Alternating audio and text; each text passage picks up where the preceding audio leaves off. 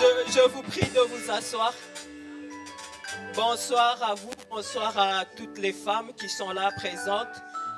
Pour moi, c'est toujours un privilège et c'est toujours avec un grand plaisir que j'aime venir ici à la Cité de Gloire. Je le répète toujours que c'est ma maison. Et c'est vraiment avec joie, je bénis le Seigneur de cette grâce qu'il m'accorde de pouvoir le servir. Je dis merci à Dieu pour notre Père à tous, Daddy Papi, de l'opportunité qu'il nous donne à nous, ses filles, de le servir. Et Dieu nous appelle à le servir. Merci aux servantes de Dieu qui sont là. Merci à l'équipe des conductrices des femmes de gloire. Maman Rachel, maman Elodie, maman Carmen, je vous remercie. Toutes les sœurs, je vous dis merci d'être là. Je ne suis pas venue seule, je suis accompagnée de la présidente des Femmes Brillantes Cité Bethel, maman Aimée, ainsi que notre trésorière, maman Landou. Nous venions de la veillée. Nous n'avons pas eu le temps de dormir, nous avions eu veillée hier. Et maman Landou est particulièrement fatiguée, donc, mais c'est pour la gloire de Dieu. Alléluia.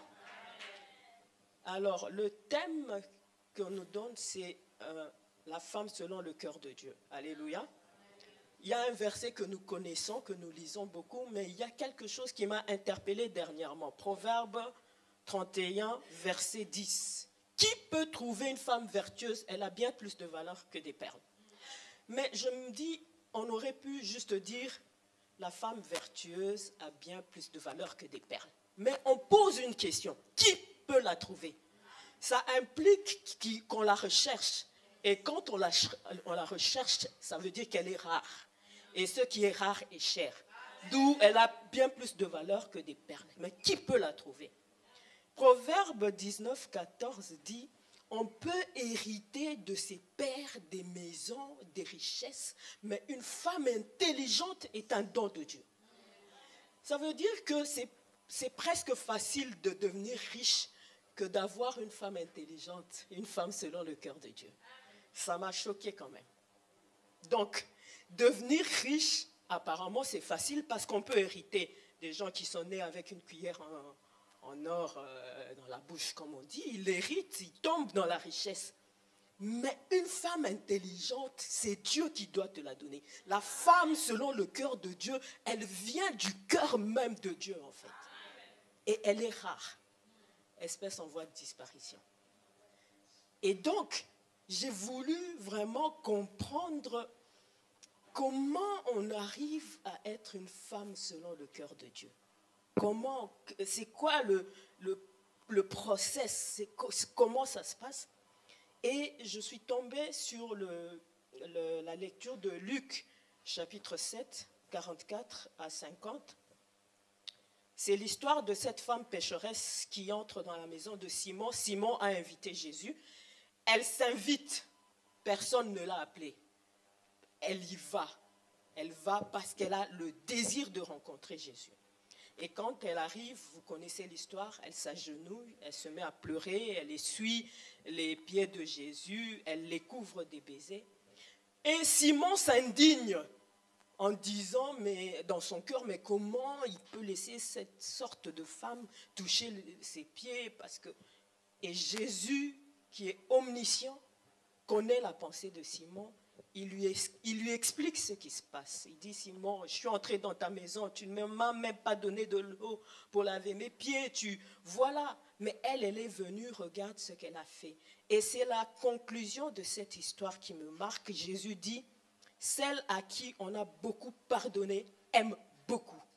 Alléluia. Ça me touche. Ça veut dire que cette femme comprend la grâce de l'appel, de l'élection. Comprend la valeur de la miséricorde de Dieu sur elle et comprend l'amour de Dieu pour elle. La bonne connaissance et la bonne compréhension de ces choses est capitale parce que c'est le socle sur lequel sa marche va aller de l'avant, on va dire. C'est vraiment le socle. Elle comprend que Dieu lui a pardonné beaucoup de choses. Celle à qui on a beaucoup pardonné aime beaucoup. La femme, par rapport à l'homme, on lui a beaucoup pardonné. Quand vous lisez dans Timothée, la Bible dit, ce n'est pas l'homme qui séduit, s'est rendu coupable de transgression, mais c'est la femme. C'est la femme. La première à avoir donné son oreille au diable, c'est la femme. Certaines femmes sont dans le déni de ce fait. Moi, je dis, c'est une erreur. Il faut accepter que j'ai beaucoup péché pour comprendre la valeur du pardon et de la miséricorde de Dieu. Si tu trouves que tu es sainte, tu es une immaculée conception, tu vas fouler la grâce de Dieu aux pieds. Et c'est ce qu'on voit aujourd'hui dans les églises. Il y a des femmes qui servent Dieu comme si elle est une immaculée conception, quoi. Vous lui dites, viens, on va servir Dieu. Pourquoi? Moi, je trouve qu'il y a trop de rencontres. Je dis, elle n'a pas compris la grâce et la miséricorde de Dieu dans sa vie. Alors, vous pouvez dire, mais est-ce que ça veut dire qu'il faut beaucoup pécher pour que Dieu nous pardonne beaucoup? Non, il ne s'agit pas de beaucoup pécher. Il s'agit de se considérer perdu et pécheresse loin de Dieu. C'est de ça dont il s'agit. David dit, je suis né dans le péché, ma mère m'a conçu dans l'iniquité. Quand vous voyez tous les grands serviteurs de Dieu, la plupart se précipitent de dire, Dieu est venu sauver les pécheurs, dont moi je suis le premier. Mais quand vous regardez sa vie concrètement, peut-être qu'il n'a pas péché plus que nous qui sommes ici. Et même dans cette histoire, dans Luc 7, ce n'est pas forcément vrai que cette femme était plus pécheresse que Simon, qui avait reçu Jésus. Donc, la connaissance, la compréhension de la miséricorde de Dieu, d'où Dieu m'a tiré. Quand je regarde en arrière, comment j'étais dans les ténèbres, comme le peuple de Zabulon, de Nephtali, assis dans les régions de l'ombre de la mort, je vois une lumière. Le roi de rois me tend son sceptre d'or. Je dis, moi, Médie, Dieu m'a choisi, élu, alors que, bien aimé, il y a des femmes plus belles, plus compétentes, plus riches que nous, à qui on exposera l'évangile et qui refuseront le message de Jésus, qui iront en enfer. Mais toi et moi qui sommes ici, est-ce qu'on a mérité même d'être là? Nous ne le méritons pas. Donc la compréhension, la connaissance de la valeur de la miséricorde de Dieu produit quelque chose dans la vie de cette femme. Qu'est-ce que ça produit? Ça ne produit pas le fait de vouloir se racheter parce qu'aucun d'entre nous ne peut racheter son âme. Et il y a un psaume qui dit le rachat de leur âme n'aura pas lieu parce que leur âme coûte trop cher. Je comprends la miséricorde de Dieu dans ma vie. Je regarde d'où je viens. Dieu m'a tiré de la boue. Je saisis que je ne méritais pas le pardon de Dieu en tant que femme. Je dis, qu'est-ce que je vais faire? Qu'est-ce que je fais? Qu'est-ce qu'il me reste à faire vraiment? Il me reste à aimer Dieu. L'amour est le lien de la perfection. Le premier de tous les commandements, celui en qui se trouve toute la loi et les prophètes. Tu aimeras l'Éternel ton Dieu de tout ton cœur, de toute ta force, de toute ta pensée, et tu aimeras ton prochain comme toi-même. De ces deux lois dépendent toute la loi et les prophètes. La femme selon le cœur de Dieu, c'est une femme qui aime tellement Dieu que Dieu la laisse apercevoir les désirs de son cœur. Le pasteur Rachel a dit tout à l'heure, Anne, quand elle arrive, elle offre année après année des sacrifices, année après année des sacrifices, et puis un jour, étrangement, divinement avertie et convaincue, elle dit, Seigneur, si tu me donnes un enfant, je vais te l'offrir. Alors que secrètement, Dieu voulait remplacer les fils du sacrifice. Comment elle l'a perçu? La femme, selon le cœur de Dieu, aime tellement Dieu que chaque fois que Dieu veut faire quelque chose, elle arrive à capter d'une manière ou d'une autre parce qu'elle est tellement connectée au réseau social. Quand il y a des notifications, elle sait que Dieu a envoyé des notifications. Parce que Dieu a un réseau social. Dieu publie, cependant, tantôt d'une manière, tantôt d'une autre, mais la femme, selon le cœur de Dieu, voit les notifications. Elle sait ce que Dieu a publié. Cette femme décide que je vais aimer Dieu. Cantique des Cantiques, chapitre 3, verset 4. Je l'ai rencontré, celui que j'aime. Je l'ai trouvé, celui que je cherchais. C'est ce qu'elle dit. Et Dieu m'a pardonné tout ça. Tout ce que j'ai fait, des avortements, ma vie d'impudicité, Dieu a effacé tout ça.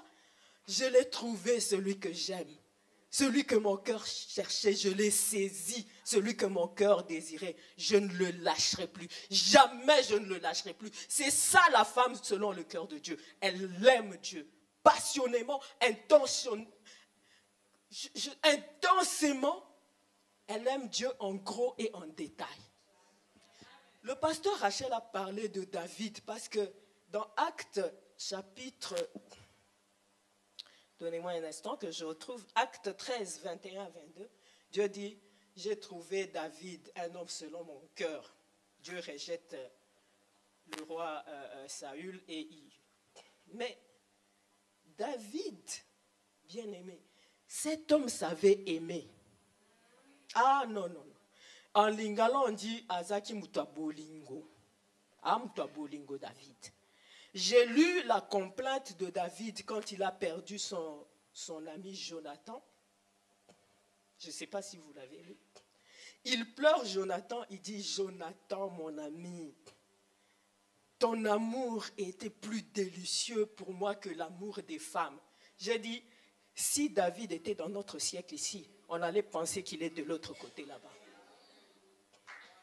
Je vous dis la vérité. Il pleure, lisez cette complainte. J'étais émerveillé. David, c'est un amoureux de Dieu. Vous lisez le psaume 119, tout le psaume 119. Je lis constamment tes statuts. Tes préceptes sont constamment devant ma face. Ta loi, précepte, statut, loi.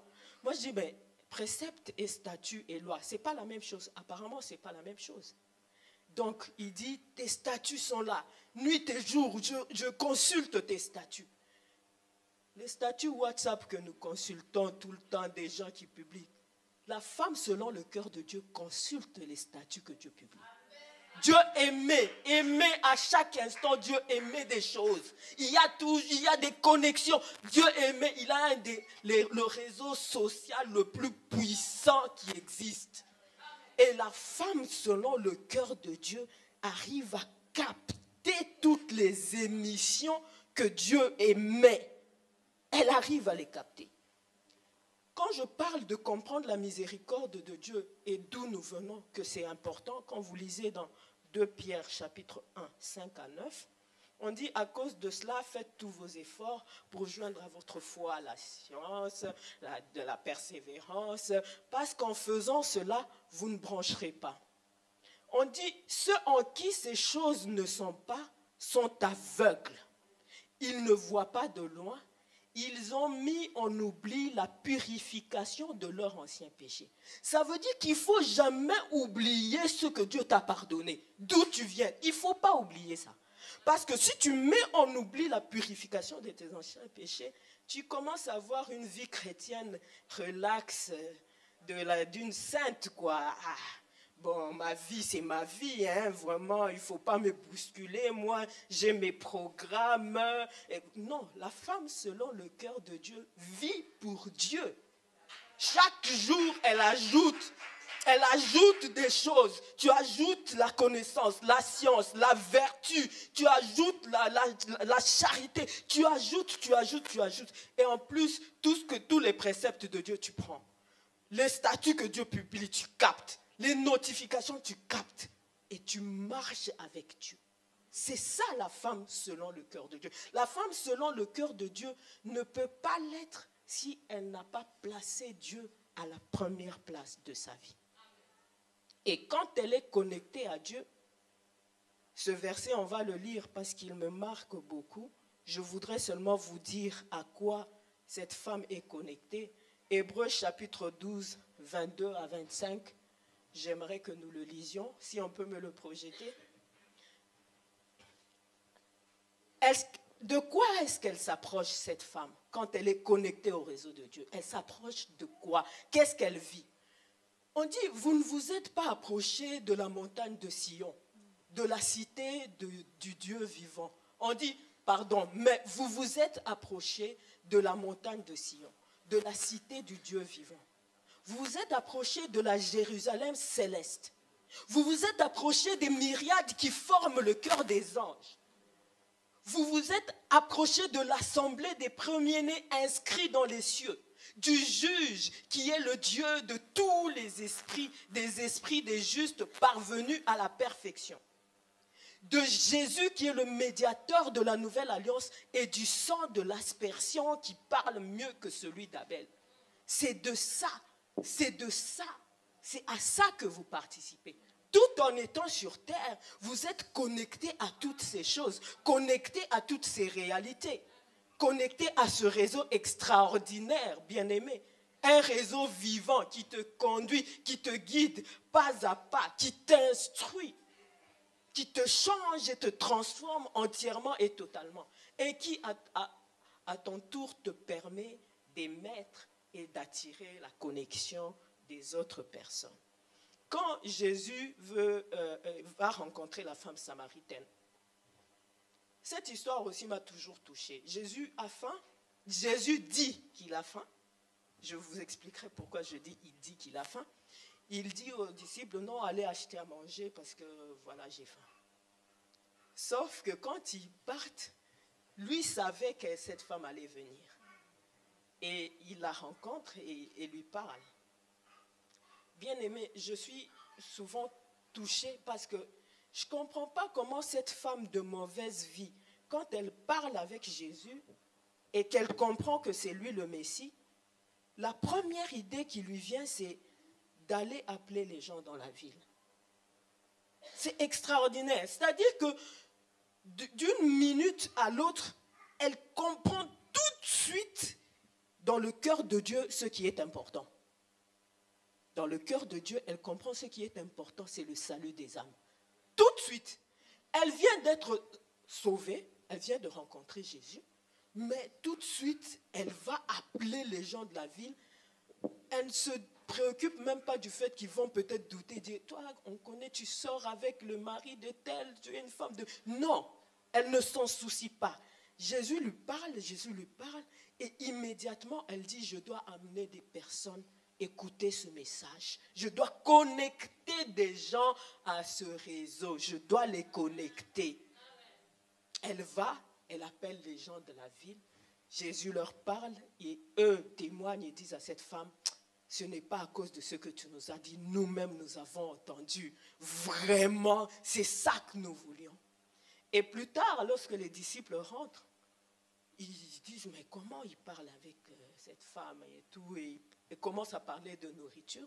Jésus lui dit, leur répond, ma nourriture, c'est de faire la volonté de celui qui m'a envoyé. Donc, sous-entendu, je n'avais pas vraiment faim, mais je voulais vous éloigner parce que je savais, surtout Pierre, il allait venir, mais pourquoi tu parles à cette femme maintenant? Donc, Jésus voulait les éloigner pour être seul avec cette femme, pouvoir obtenir d'elle le véritable amour.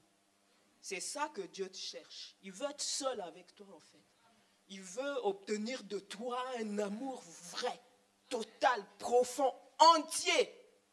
Moi, je dis, les femmes, quand elles aiment, une femme, quand elle t'aime, femme selon le cœur de Dieu, si tu en as une dans ta maison, comme sœur, comme mère, comme amie, comme collègue, tu es béni.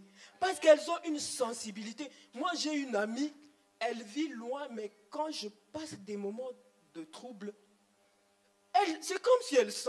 Moi, j'ai dit, oh, réseau social, Moko, quelle connexion! Quelle connexion, bien-aimée! Si Dieu te fait grâce d'être à côté d'une femme selon son cœur, Osaya OCP là. Si à l'église, nous avons des femmes selon le cœur de Dieu, ah, bien-aimés, nous serons bénis. Le dimanche avant, j'étais un peu oppressée la nuit, donc je ne me sentais pas très bien. J'arrive au culte, je me mets à l'endroit habituel, là où je m'assois. Et puis, il y a une sœur qui arrive. Quand elle arrive, je me retourne, nos yeux se croisent. Elle se déplace, elle vient me voir, elle me salue, elle me dit, maman me dit, ça ne va pas, tu n'es pas comme d'habitude. J'étais choqué, j'ai dit, ah, Seigneur, mais les femmes, vous êtes extraordinaires. Quand Dieu vous emmène à l'aimer, non, vous êtes extraordinaires. Je ne pourrais même pas parler des moments où, pour rien comme ça, tu t'assois, tu sens seulement Dieu te dire, ah, va un peu chez maman Jessica, Kabela est à 50 euros. Et quand tu arrives, tu le fais, elle te dit, hé, tu ne sais même pas, que Dieu te bénisse. Tu sais que j'avais des difficultés. Je ne peux même pas compter le nombre de fois où des épisodes comme ça sont arrivés. Preuve que quand une femme devient vraiment une femme selon le cœur de Dieu, les choses que Dieu fait avec elle dépassent tout entendement. Ça dépasse tout entendement parce que Dieu aime l'amour, il est amour. Dieu est amour. Et comme la femme aime bien, comme Dieu aime qu'on aime, Dieu aime l'amour de cette femme. Alléluia. Dieu aime l'amour de la femme. Et quand tu donnes à Dieu cet amour, bien-aimé, tu ne peux qu'en sortir forte, bénie, extraordinairement conduit à cause de ce que tu reçois de part et d'autre, à cause des communications de l'esprit à chacun de tes pas, à chacune de tes difficultés, à chacun de tes combats, à cause des précisions que Dieu te donne sur certaines choses. Tu ne peux qu'en être extraordinairement bénie. Tu ne peux qu'être une femme extraordinairement puissante. Et les choses que Dieu fait avec toi, toi-même, tu l'élèveras et tu l'aimeras encore davantage. Alléluia. C'est un peu ce que je voulais résumer un peu. On peut dire beaucoup de choses sur la femme selon le cœur de Dieu. Mais retenez que c'est une femme qui comprend la miséricorde de Dieu, qui comprend la bonté de Dieu, l'élection de Dieu. Elle ne foule pas la grâce de Dieu en vain. Elle comprend très bien ce que ça implique et elle sait que si elle a une dette envers Dieu, c'est la dette de l'amour. Alors un amour entier, total, sans interférence, sans qu'il n'y ait une chose, une personne ou je ne sais pas ses propres pensées qui viennent interférer. Un amour entier, un amour en détail et en gros comme elle-même la femme s'est aimée. Alléluia. Que Dieu vous bénisse.